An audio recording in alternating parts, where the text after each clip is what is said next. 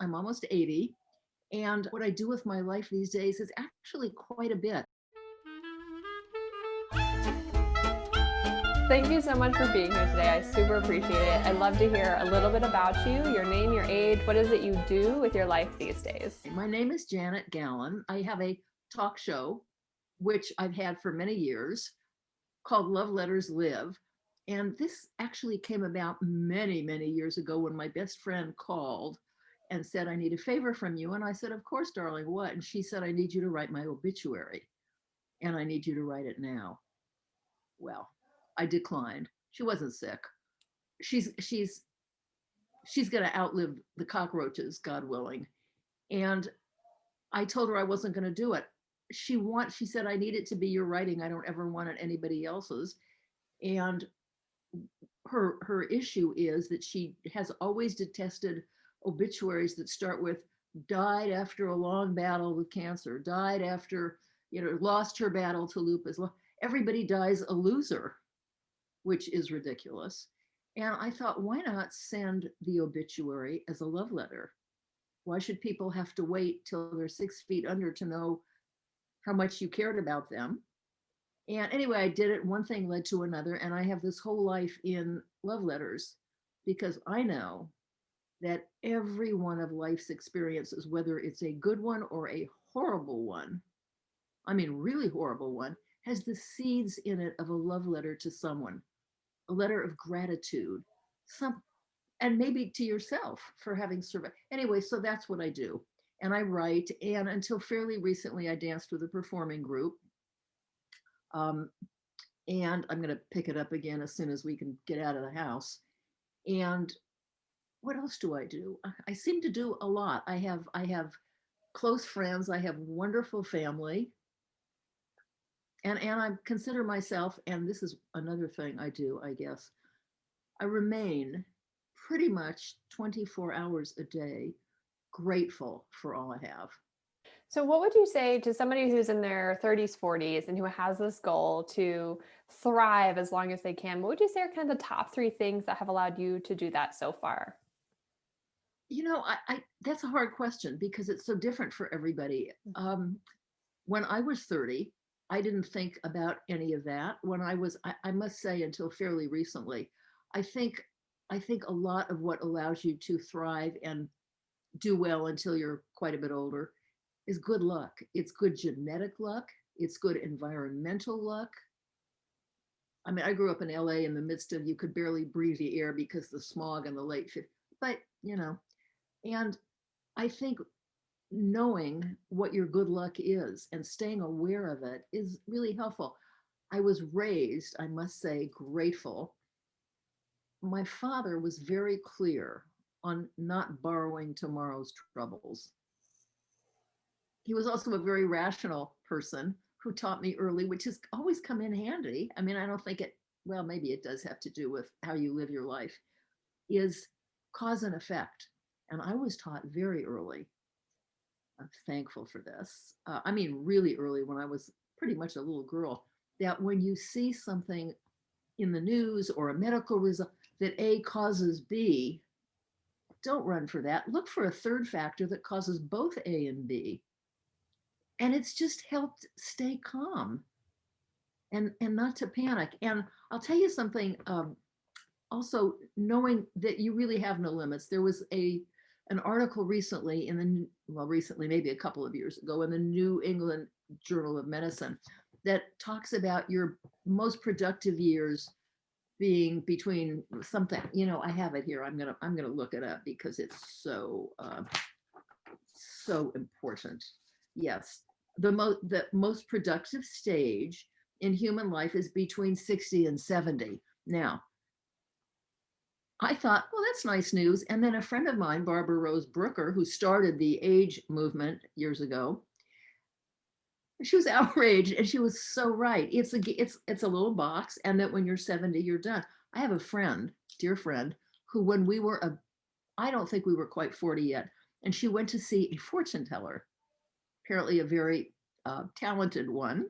And she called me after and she said, well, I saw her and she said, I'm going to live till I'm 82. Isn't that wonderful news? And I said, well, it's wonderful news now. It's not going to be wonderful news when you're 81 and a half.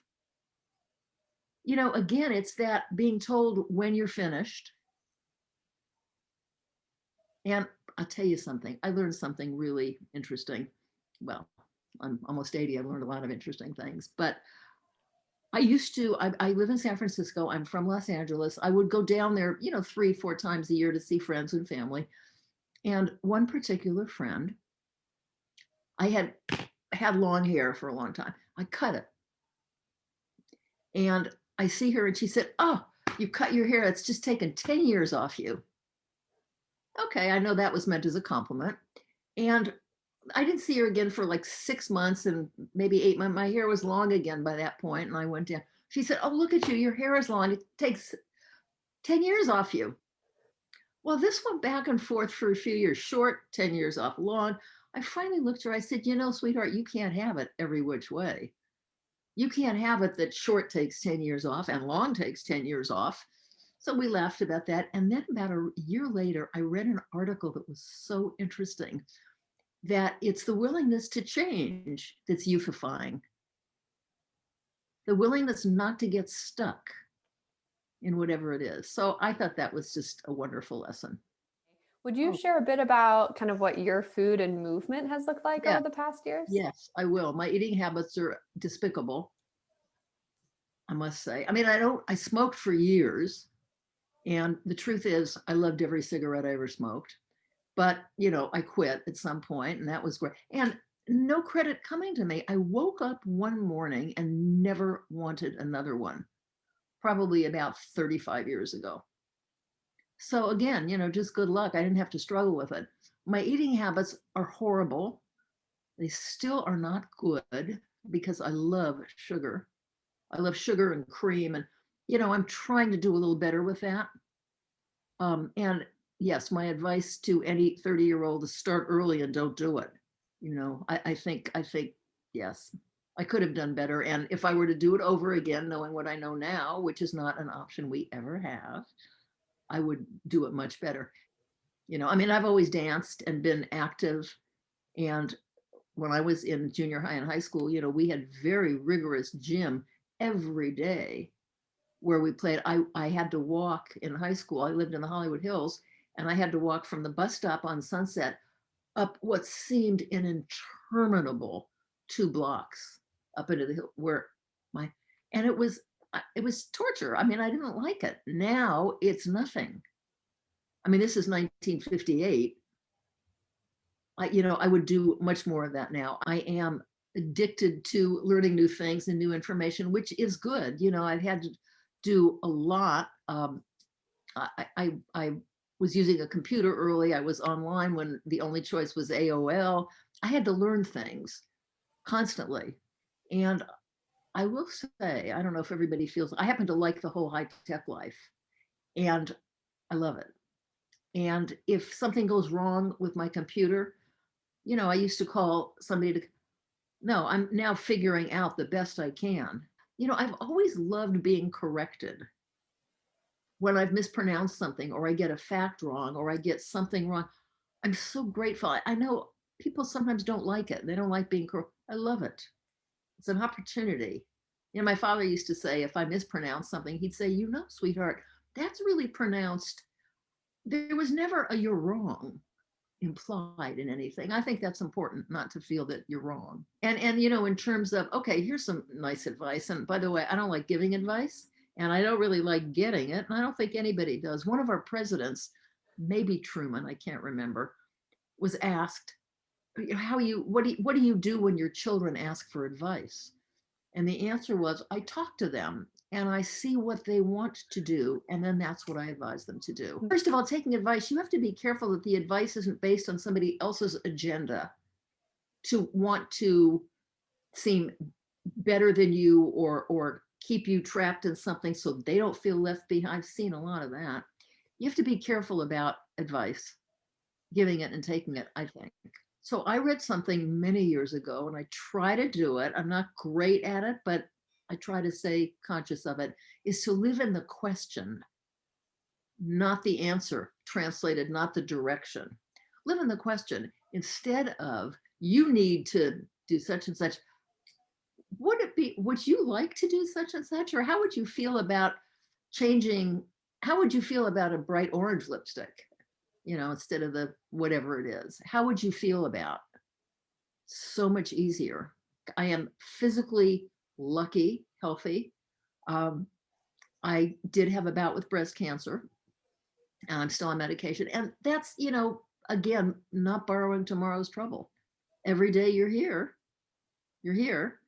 And yes, I think that's important. And hope goes a long way to creating health. And I think, again, not borrowing tomorrow's trouble, not giving advice, not be careful what you take for advice. Yes.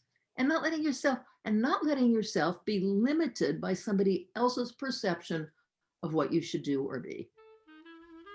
That's me. Now, I'm always inspired by hearing from other people. So if this adds into the mix, thank you, dear. Thank you so much.